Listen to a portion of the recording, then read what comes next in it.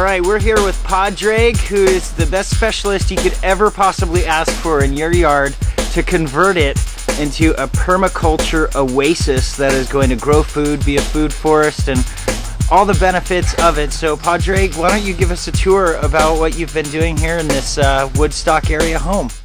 You know, the first thing that we did is we really considered how water is collected and flows on this property. So you'll notice, for example, we have several downspouts that are disconnected and then go into water catchment tanks. You can see one of the water catchment tanks over yonder.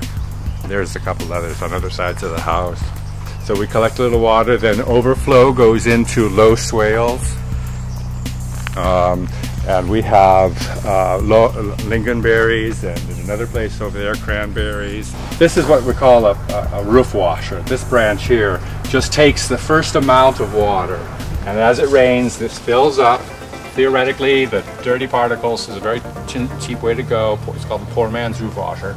And then finally this overflows and then goes down here. And because water seeks level, it can go down and then go up. It isn't really going up, it's just that they're both filling up and then filling the tank. And the overflow. And then the overflow of the tank, once the tank is full, you know, here's some water that we can use for watering during the hot summer months. And meanwhile, the overflow comes out of here, goes down into this cranberry bog. Some new beds in here, just your standard raspberry bed. You know, what does the raspberry look like when it's first planted? Look like this. But, you know, we're using cardboard to keep the weeds down, covering it over with some straw. This is a nitrogen rich rather than a carbon rich. The chips are all carbon rich, fungal dominated, good for the wood. A lot of plants want a bacterial dominated compost, and they want a higher nitrogen to carbon ratio and that sort of thing. Anyway, so that's one of the reasons why we have different methods in the same garden, because we have plants at different needs. A lot of this is the old lawn. I took the old lawn, scraped it up with a pick, and filled the first 2/3 of these. I did mix it with a little bit of this lava, and it's porous, so it will forever have a little bit. It'll not only improve the drainage, but it'll always have the air, and the roots can really breathe. It also provides minerals and some other things, but that's the key factor. And then the top layers are a mixture of richer materials like mushroom compost, cow manure. So we can rotate vegetables throughout these crops in these raised beds, and there's some more raised beds over there.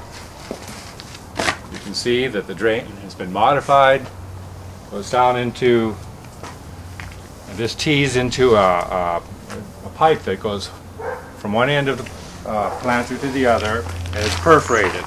So this is where the water goes.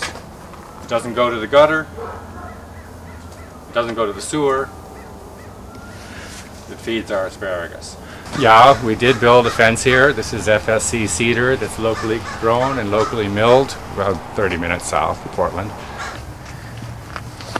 So you put in these posts too? Yeah, recycling the old cans that the plants came in there, and we increased the amount of light that comes through the fence by putting in some frosted glass windows that we got over on Mississippi Street.